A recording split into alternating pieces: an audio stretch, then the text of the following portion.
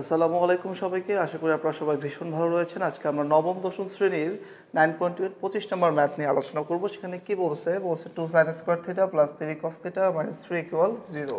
আসলে লিখে 25 নং। 25 নং সবার আগে লিখলাম যে প্রদত্ত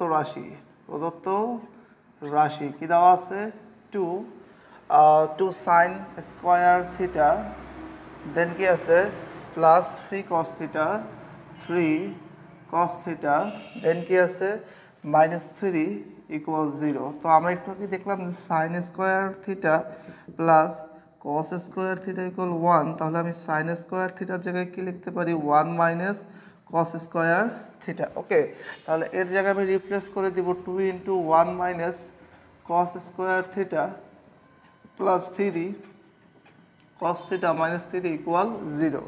ওকে, দেন 2 অক্ষে 2, এখানে আবার 2 অক্ষে 2, তাহলে 2 মাইনাস হলো 2 cos theta plus 3 cos theta minus 3 equal 0।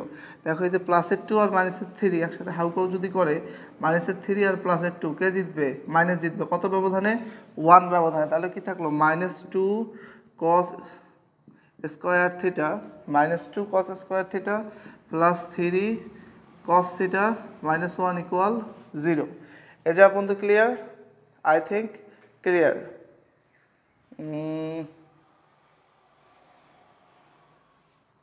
আচ্ছা, এখন আমার করণীয় কাজ কি? করণীয় কাজ হলো এই পুরোটাকে আমি মাইনাস সাইন দ্বারা গুণ করব। করলে কি পাচ্ছি হলো 2 cos square theta minus 3 cos theta minus 1 equal 0। মাইনাসটা হয়ে যাবে প্লাস 1। ওকে, এই যে আমার কাছে কত আছে 2 আছে, তাহলে এই 1 গুণন 2 কত হয়েছে 2, তাহলে আমি কত পাচ্ছি 2 গুণন 2 আর 1 গুণ করলে 2 হয়, আর 2 আর 1 যদি দুইটা যোগ করি তাহলে আসবে প্লাসের 3, যেহেতু আমার মাইনাসের 3 লাগবে। তাহলে মাইনাসের 2 আর মাইনাসের 1 যদি নেই, মনে করো মাইনাসের 2 আর মাইনাসের 1 নিলে কত আসবে মাইনাসের 3। আশা করি তোমরা মিল টার্ম পারো এবং তোমরা এটা বুঝতে পারছো। তাহলে আমি এখানে কি লিখলাম 2 cos স্কোয়ার থিটা, দেন আমি এখানে লিখলাম মাইনাস 2 cos থিটা, দেন লিখলাম minus cos theta plus 1 equal 0। এই দেখো এটা জাস্ট বিভাজন করে দিলাম কিভাবে? মিল টার্ম টেকনিকের সাহায্যে। তাহলে এখানে আমি কি কমন নিতে পারছি? এখানে আমি কমন নিতে পারছি হলো cos থিটা। এখানে আমি কমন নেব 2 cos theta. 2 cos theta common নিলে আমি কি পাচ্ছি? এখানে থাকতেছে হলো cos থিটা, এখানে থাকতেছে মাইনাস 1। এটাকে আমি আবার রিপিট করব, সেটা কি cos থিটা মাইনাস 1। চিহ্ন একই না আলাদা?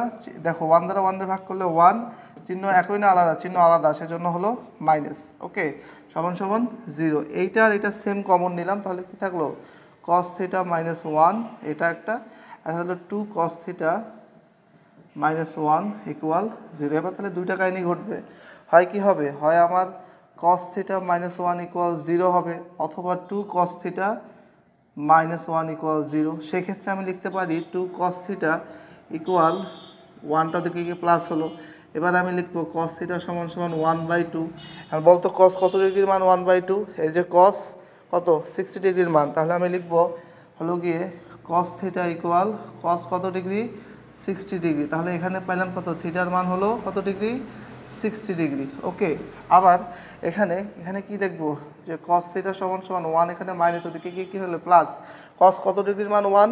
cos 0 ডিগ্রির মান 1। তাহলে আমি কি লিখবো এখানে cos থিটা ইকুয়াল কি লিখবো cos 0 ডিগ্রি। তাহলে আমি এখানে কি লিখবো যে থিটা ইকুয়াল কত পাইলাম 0 ডিগ্রি। এখন বলতো ভাই এটা 0 ডিগ্রি, এটা 60 ডিগ্রি, তাহলে কোনটা সূক্ষ্মকোণ? এইটা সূক্ষ্মকোণ। সূক্ষ্মকোণ মানে হলো 90 ডিগ্রি থেকে ছোট কোণ, তার মানে কিন্তু 0 ডিগ্রি কোণ না। ওকে অবশ্যই 1, 2 থেকে 89 এর মাঝখানে যে কোনো একটা সংখ্যা হতে হবে, তাহলে সেটা কি হবে? সূক্ষ্মকোণ হবে। তাহলে আমার 25-এর অ্যান্সার কত? 25-এর অ্যান্সার হবে 60 ডিগ্রি, আর এটা গ্রহণযোগ্য নয়। গ্রহণযোগ্য নয়। ঘটনা কি clear? I think clear. So দেখা হচ্ছে নেক্সট ভিডিওতে। সে পর্যন্ত সুস্থ থাকবে, সুন্দর থাকবে। আল্লাহ হাফেজ।